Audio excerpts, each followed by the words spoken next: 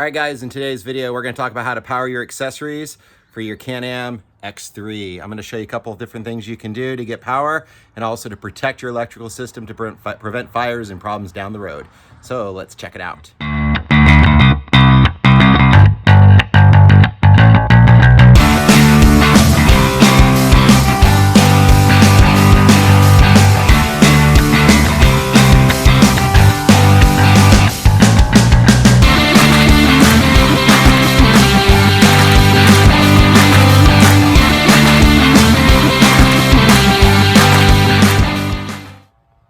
All right, guys, so I tell you what the purpose of this video. This video is to try to give you guys some options with dealing with the electrical system on the Can-Am X3. If you've seen my videos or subscribed to my channel, you know I have a 2018 X3 Max XRS. And one of the things that I just don't really like about the Can-Am is the size of the battery. So I'm going to take you over here and show you. You got to bear with me. My car is totally torn apart right now because I'm doing a bunch of other modifications for some cool upcoming videos. So let's take a look here. All right, so if you guys don't know, the one area the Can-Am definitely skimps out on his battery. So they give you basically, it's like a motorcycle or a personal watercraft battery. It's pretty small. It sits back here underneath the passenger side back seat, and it's under the passenger seat in the two-seater. So one of the things I want to just talk about is about getting power to accessories. So let me give you kind of a rundown on the accessories I have. So I have LED light bar up on the roof, LED light bar on the shock tower. I've put in some interior lighting, and then I'm running, which I'm a big fan of, is the 5150 whips. Now I don't have the whips up, but these are the actual holders for the whips. They drop right down in magnetically. They're super cool. And these are actually the 187 whips, which is a set of them. There's one on each side, and they run off a Bluetooth system with your phone, and you could do all kinds of crazy psychedelic flashing and fun stuff. So I have other accessories that I'm currently adding as well. So because of these other accessories, you know, I just want to make sure that I'm powering this thing the right way. A couple of reasons. One is I don't want the battery to die on me out in the middle of nowhere in the desert. That is definitely not good. The second thing is I don't want to overload the electrical system on this car either. I think that there's a lot of people running a lot of power off of different places in the car, and I don't think they quite realize what's all in line with their running power off of. And the last thing you want to do is burn up some wiring, catch a fire, or anything along those lines. So just so you know, years ago, I used to work in the car audio industry, and this is when I was a kid. And we used to wire up car alarms and do stereo systems and stuff like that. But I learned a lot about the electrical wiring of a car. And so that kind of helped me in making some of the decisions I made. Now, I actually stole the idea that I have from a good friend of mine, my boy Tommy, who, if you've seen the other videos, we've been in Tommy's really cool shop. He has a 2018 Can-Am X3 XRS, just like me. His, Max as well, his is actually the Can-Am Red, while mine's the Platinum. Our other buddy Jacob has the black on black. He's got a 2019, so he's a little fancier than us. But we all three have this, and Tommy kind of came up with the idea of it. And basically what we're wanting to do, or what we did, is we're running a separate fuse box. So what the separate fuse box allows us to do is it basically allows us to go through and isolate all the power for these accessories from any of the electrical in the car. So let me show you, first I'm going to show you what people normally do, and then I'm going to show you what we did. And you can see the differences, and hopefully this will help you out. Okay, I'm going to start with whips. So one of the easiest ways to get power for the whips, and actually, even though I have this fuse box situation I'm going to explain to you, I still went ahead and just drew my power from the whips from the rear taillights. So you can buy an adapter online from Amazon, and it's kind of buried right up in here. This adapter allows you to get a separate power source coming off of the hookup for the taillights. My power source goes into the 5150's Bluetooth module. I just got the wire coiled up here so I could, if I ever use it for something else, I still have the length of wire. And that wire runs all the way up into, it's gonna run all the way up through here, and it's gonna go to my whip. And then it splits to go to the other side as well, all across. So running the LEDs off of the taillights, that is a really simple, easy thing to do. The tail light is already fused. You can add an additional inline fuse, which allows you to, again, protect the vehicle. And I want to talk about, you know, the thing people get concerned about is whenever the car is on, this is powered, so the LED whips are on. So is that a good or a bad thing? I am of opinion that it's a good thing. And here's my thought on the whole LED whips being on all the time. First off, it's a safety issue. When you're driving around out in the desert, in the mud, even during the day, having those lit up definitely helps create good visibility.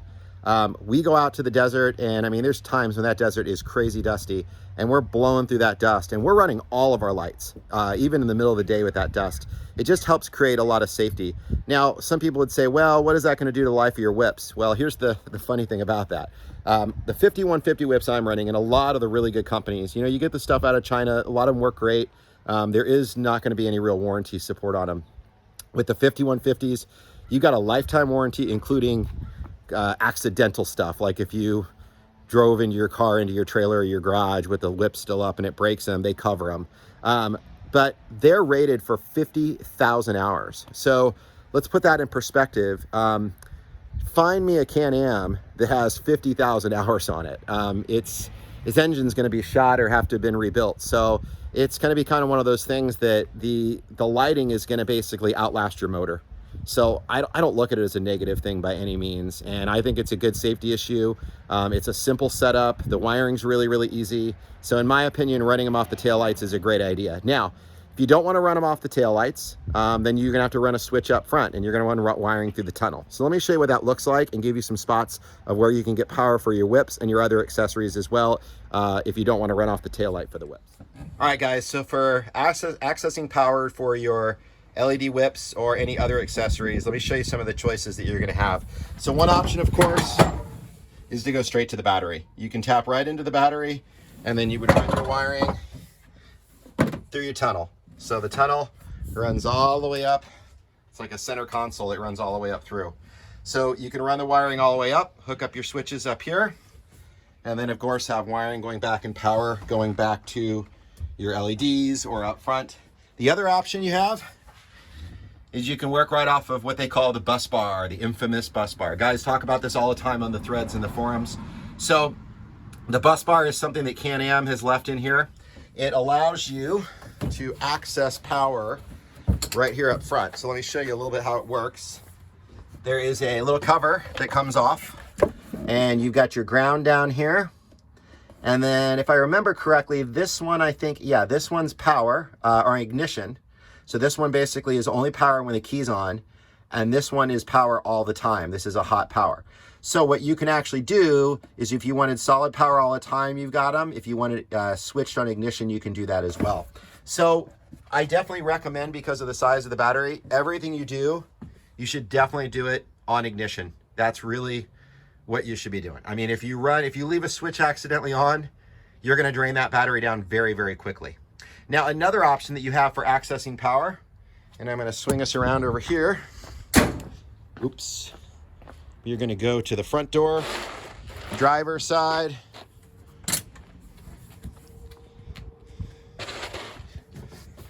So on the front door driver's side,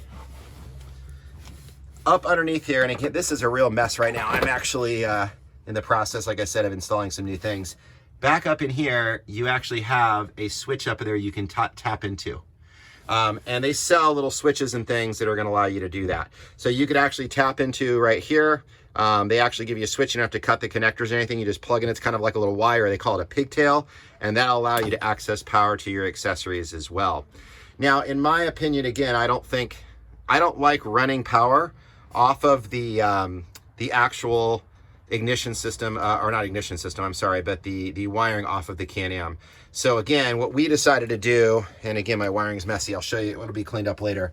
We ran an actual fuse box. So again, this came from my boy Tommy as the inspiration. He actually sourced all the parts for us to do this, and all three of our Can-Ams actually have these parts on it. So let me show you how we installed it and the way we put it together.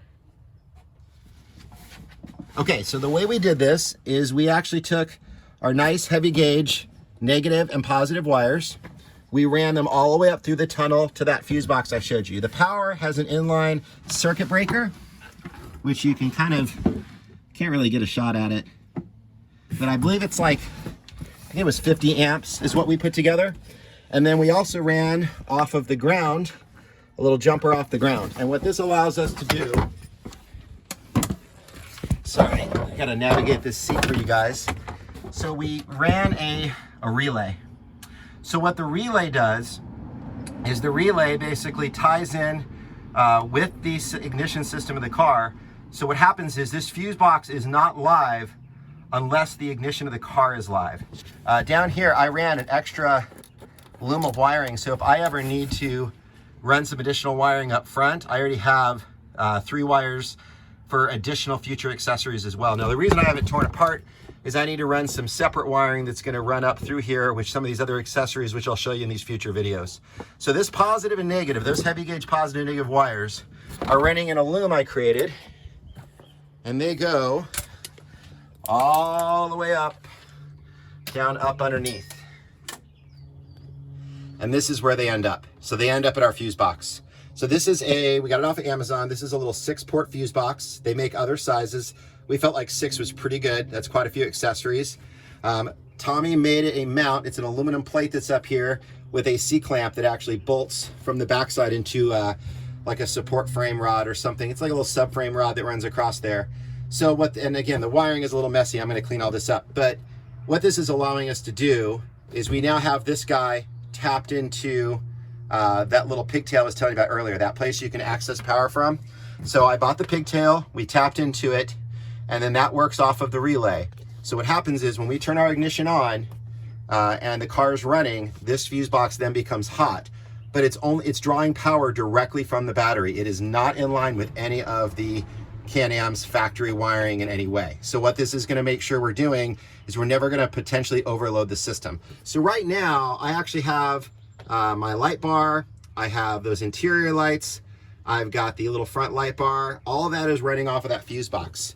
So the other nice thing about this is if you do blow a fuse, something goes wrong, you only have one place to go. You're not digging tearing things apart. This is completely accessible while the car is all put together. So it's gonna be quick to get to if you need to, and you'll be able to access all the things that you need to access.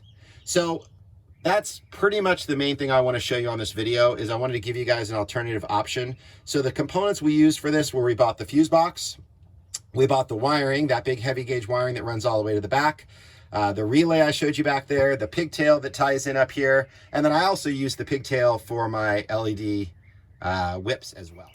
All right, guys, so that's pretty much the stuff I wanted to show you. So that's the electrical system currently on my car. We are adding some additional things right now. I'm gonna have a couple really cool videos for you. One that I'm really excited about that I've been waiting to do to this car, and I'm gonna show you here in an upcoming video. If you have questions on this system that we did, feel free to put it in the comments section below. I will definitely respond to those.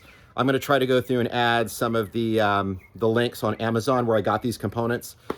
Keep in mind they could be out of stock. With Amazon, things are kind of coming and going, but there will be alternative options out there as well that you could pick up that would work for this. So questions on anything you need to know about running a separate fuse box, I can definitely help you out with that if you need it. And as always, thanks guys for watching the video. I hope it's helpful for you. If you haven't already done so, please subscribe to the video or subscribe to the channel. This is gonna allow us to, again, bring you more projects, more subscriptions, more projects I can put together, and more things I can do to keep the channel going. So we'd appreciate it if you do that. But that's it, guys. You need anything else, just like I said, comments, and I'll be able to help you out more with it. Take care.